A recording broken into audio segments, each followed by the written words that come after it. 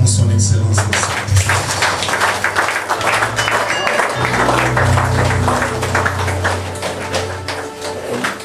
Voilà Jésus.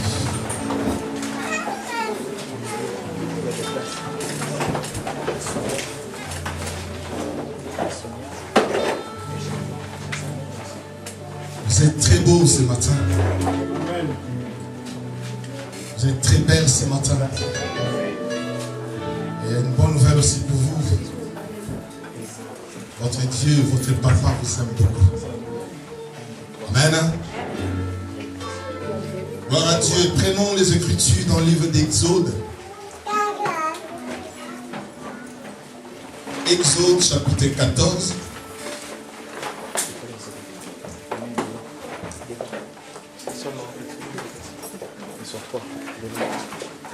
Exode chapitre 14.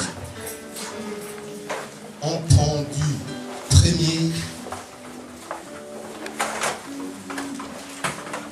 au 16e verset. 14, premier au 16e verset. Et nous allons donner la parole de Dieu, mettons-nous debout.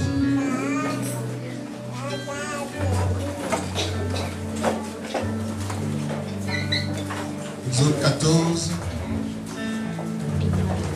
et à 16e verset.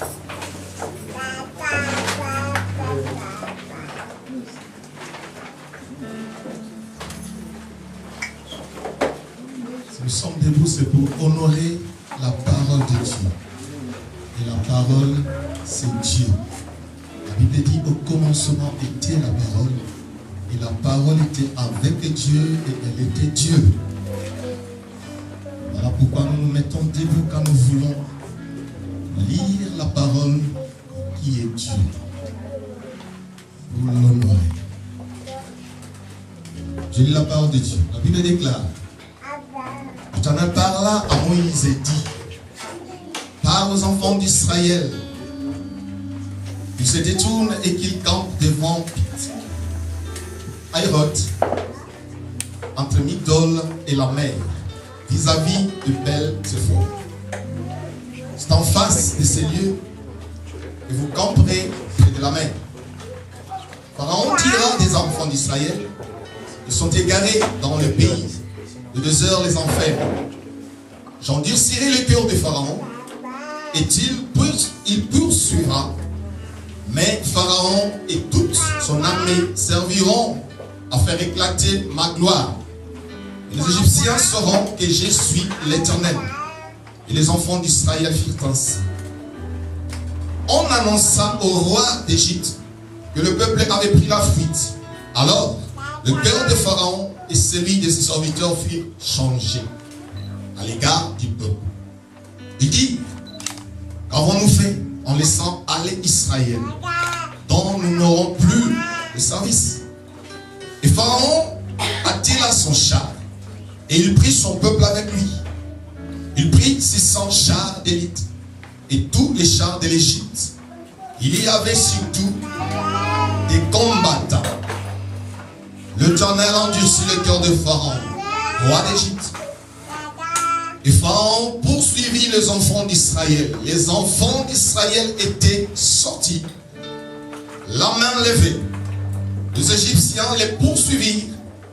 Et tous les chevaux, les chars, et Pharaon, ses cavaliers et son armée, les atteignirent campés près de la mer, vers Aïroth, vis-à-vis de Bel-Zéphon. Pharaon approchait les enfants d'Israël, levèrent les yeux, et voici les Égyptiens étaient en marche derrière eux.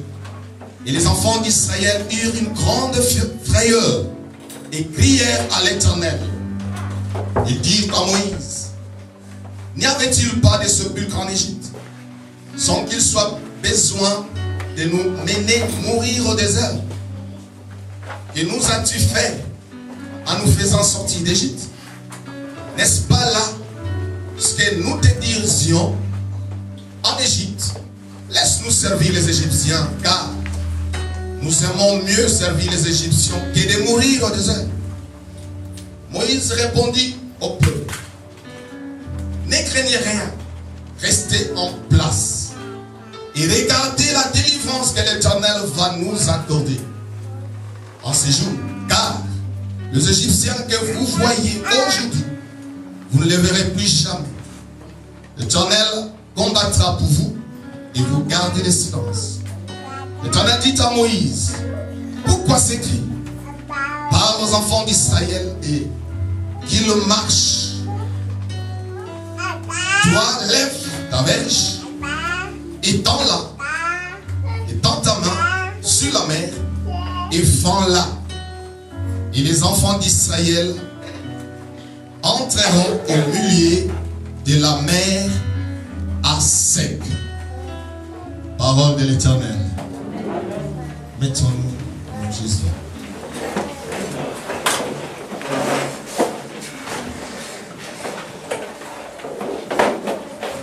Bien-aimés, comme je vous ai dit tantôt,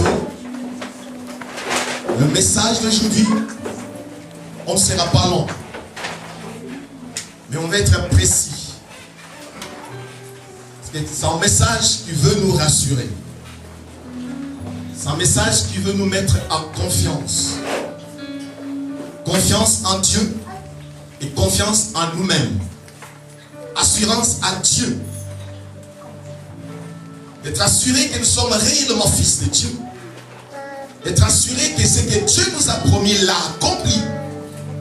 Et quand Dieu a accompli ce qu'il avait promis, il faut avoir confiance en lui. La confiance et l'assurance. C'est ça le mobile de ce message de ce matin. Alléluia. Alors nous pouvons intituler notre thème. Pourquoi ces cris? Dieu a entendu des cris. Et Dieu va poser la question à Moïse. Pourquoi ces cris? Peut-être que Dieu a entendu quelque part aussi de pleurs. Il a vu de larmes, de gémissements, des inquiétudes, de manque d'assurance. Et Dieu s'étonne pour poser la question maintenant. Pourquoi toutes ces choses? Pourquoi cela? C'est ça le message d'aujourd'hui. Pourquoi cette attitude? Pourquoi ce manque de confiance en moi? Pourquoi ce manque de connaissance de leur identité, ce peuple qui m'appartient? Pourquoi ces choses? Alléluia. Bien aimé, nous savons que longtemps nous avons abordé les temps. Nous avons parlé de la délivrance, la liberté ou la libération, qui est, vous les connaissez, une réalité indéniable. Et que chacun d'entre nous doit palper, chacun d'entre nous doit expérimenter, doit pouvoir vivre. En tant qu'enfant de Dieu. Ça, ce n'est que l'accomplissement de l'œuvre du Christ. L'œuvre qu'il a accomplie sur la croix. C'est la délivrance de son peuple. Si nous sommes appelés aujourd'hui peuple de Dieu, c'est à cause de cette œuvre de la croix. La Bible nous dit qu'il nous a délivrés de ténèbres et qu'il nous a transportés dans son royaume. Le royaume de son Fils bien-aimé. Ça, c'est l'œuvre qui était accomplie sur la croix. Que Jésus a accompli pour ceux-là qui s'appelleraient de lui. Ses enfants, ses fils, son peuple, l'église. Et je suis tué. Et nous sommes. Et nous sommes au bénéfice de cette œuvre-là. Ce n'est pas par la force. Ce n'est pas par ta puissance. Ce n'est pas non plus puisque tu l'as voulu, tu l'as aimé. Voilà pourquoi dans Jean chapitre 15, il va le préciser pour dire que ce n'est pas vous qui m'avez choisi, mais c'est plutôt moi qui vous ai choisi. Et je vous ai choisi afin que vous portiez des fruits. Et que ces fruits puissent demeurer en vous. Donc il nous a rappelé que que ce n'est pas votre force. Ce n'est pas par vous-même. Ce n'est pas l'œuvre de vos parents. Mais c'est mon œuvre à moi. C'est moi qui l'ai voulu. C'est moi qui vous ai enchanté. C'est moi qui ai fait de vous mon peuple. C'est moi qui vous ai délivré de là où vous étiez. Dans la boue, dans la poussière. Dans les désordres où vous étiez. Dans la condamnation. C'est moi qui ai fait cette œuvre. Voilà pourquoi on nous appelle aujourd'hui des mis à part. C'est-à-dire ceux-là que Jésus a pris dans son amour quelque part pour mettre quelque part à l'écart, à l'abri. Donc quand tu es là, enfant de Dieu, tu es quelque part mis à l'abri. Et Jésus l'a si bien dit. Il a dit, Père, ils sont dans le monde, mais ils ne sont pas du monde. Puisqu'ils ne sont pas parmi ceux-là qui sont du monde. Et ils sont quelque part dans l'abri. Et c'est l'accomplissement de ce qu'il a révélé à Pierre. Il dira à Pierre, tu es Pierre. Sur ces rocs, moi Jésus, je bâtirai mon église. Mon église. Et il a défini, n'est-ce pas, ce qui serait cette église. Il va dire que sur cette église, les portes de séjour des morts, la puissance de l'enfer, la puissance des ténèbres, quel que soit son nombre, quel qu'elle soit, ne prévaudra point contre elle. Cela revient à dire que cette église, c'est une église qui a été mise à part, non seulement mise à part, mais qui a été mise à l'abri de toute puissance, de tout vent, de tout flot, de toute tentative de l'ennemi. Car la Bible nous dit qu'il rôde cependant tout autour, cherchant. Tout autour de quoi? De ceux qui sont dans l'abri, c'est-à-dire de l'église. Alléluia. Gloire soit rendue à Dieu. Pourquoi? Parce que cette église est mise à l'abri. Et celui qui rôde tout autour ne prévaudra rien. Ne pourra rien. Pourquoi? Parce qu'elle est assise dans la présence. Et celui qui s'appelle El Shaddai, le Tout-Puissant. Alléluia. Amen.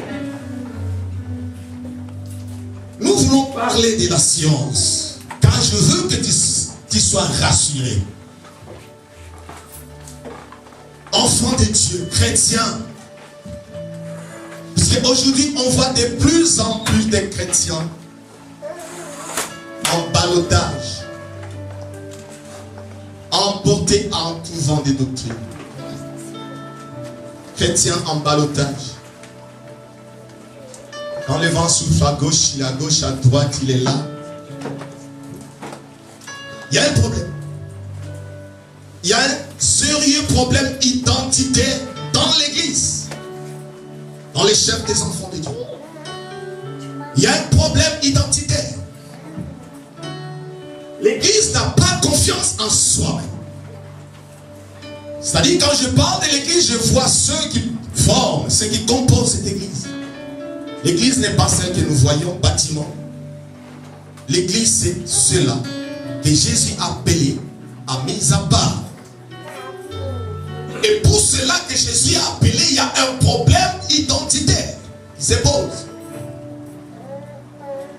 Voilà pourquoi ceux qui sont appelés à s'asseoir sur les rocs, Jésus a dit, je bâtirai mon église. L'église sera bâtie sur les rocs. Elle sera assise sur les rocs. L'assurance, la confiance. Et c'est cette église-là que l'ennemi, les puissants de l'enfer, des ténèbres ne pourra rien. Mais voilà que cette église, elle est ballottée, transportée à